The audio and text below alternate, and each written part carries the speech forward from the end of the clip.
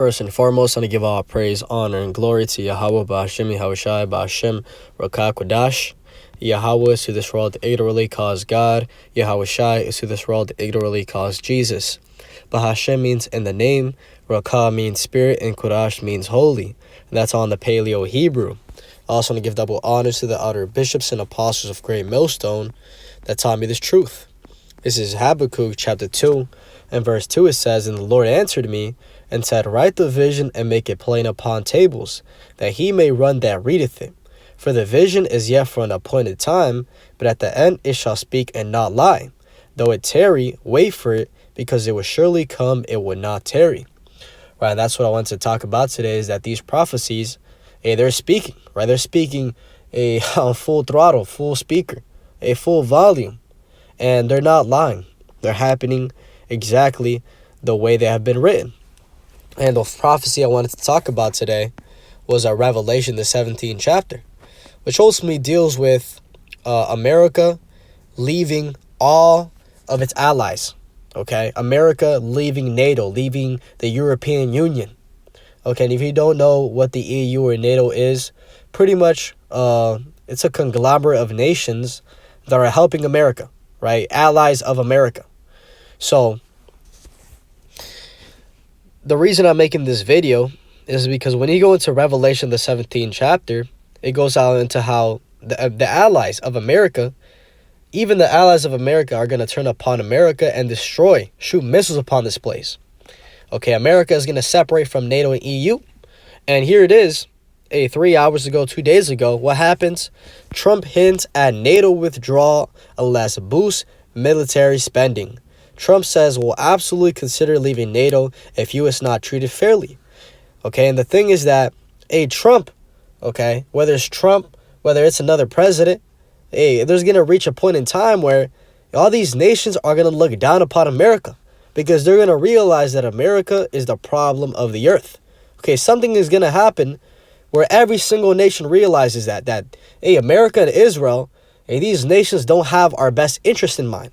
Right, let's get away from them and do our own thing. And it's going to get to a point where they're just going to say fuck it and shoot missiles on this place. So let's bring out the scriptures to explain it. So when you go into Revelation, the whole book pretty much, it talks about a beast with 7 heads and 10 horns. Okay, and it talks about the whore that was on that beast.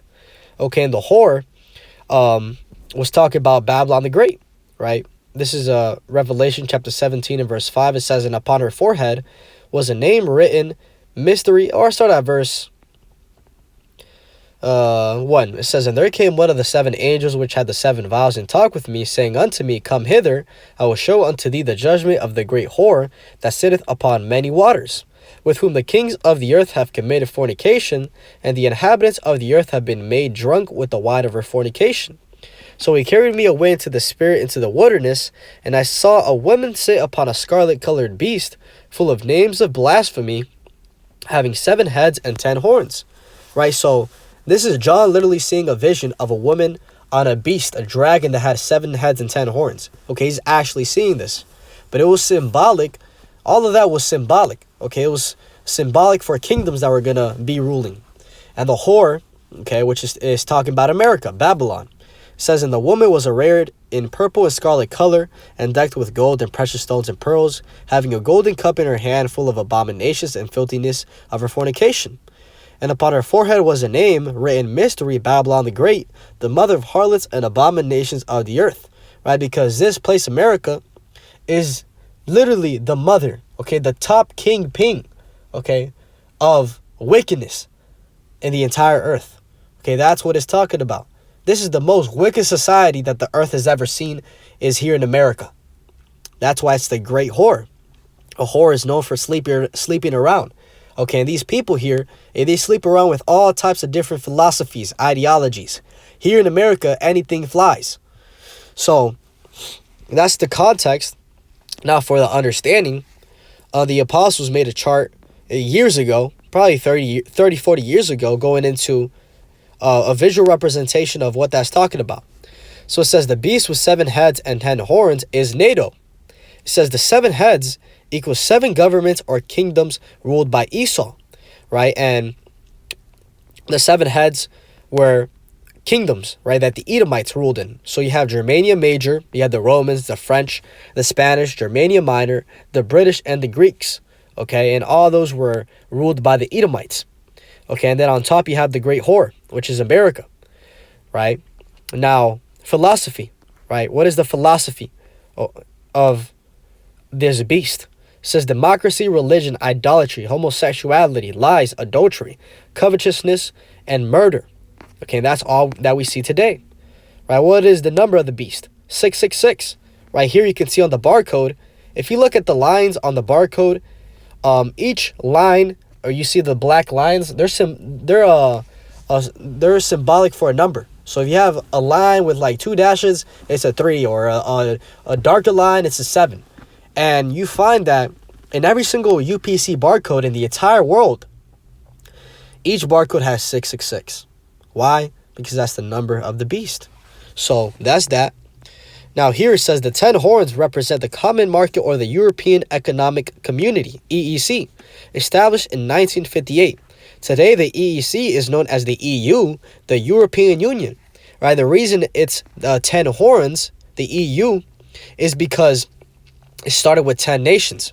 Right? Belgium, Denmark, France, Italy, Luxembourg, Netherlands, Greece, Ireland, England, and West Germany. Right? So those are the 10 horns that America is talking about. Now, ultimately, those 10 horns, the European Union now has more than 10 nations. It has, let's search it up. How many nations? EU. 27 member countries, right? But the key point is that when it's talking about the 10 horns, it's talking about EU and NATO. Okay, it started with 10, but it expanded. That's just the context. It says NATO is an acronym for North Atlantic Treaty Organization. It was established in August 4th, 1949, consisting of 19 nations: Greece, Italy, Spain, France, West Germany, United Kingdom, Portugal, Belgium, Netherlands, Luxembourg, Canada, Norway, Denmark, Iceland, Turkey, United States, Poland, Hungary, Czech Republic. These nations make up NATO, which is the beast. So that's the understanding of Revelation, the 7th chapter. I have to screenshot this if you want the edification or not to forget. So going back to the scriptures, it says in verse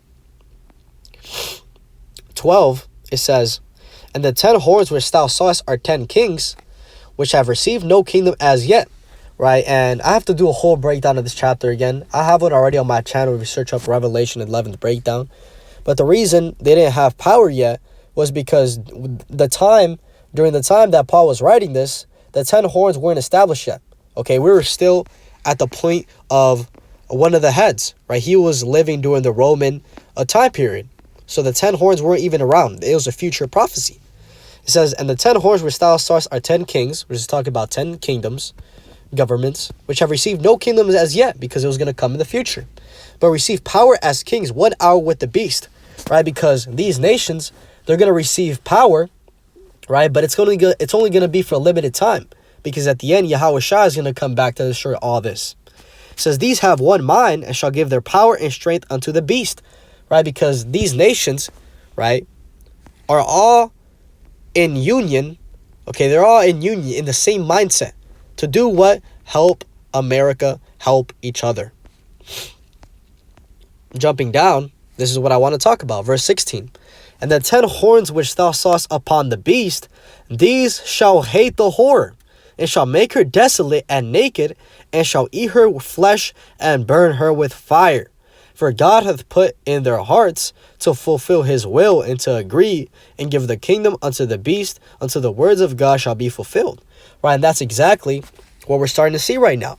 Okay, Donald Trump talking about leaving NATO, leaving the EU, the European Union, right, is going to get to a point where they truly separate, okay, and that separation is going to cause, ultimately, animosity, okay, and eventually, all the allies of America, the 10 horns, and they're going to hate the whore, they're going to hate America, and they're going to make this place desolate and burn this place with fire. How is that going to happen?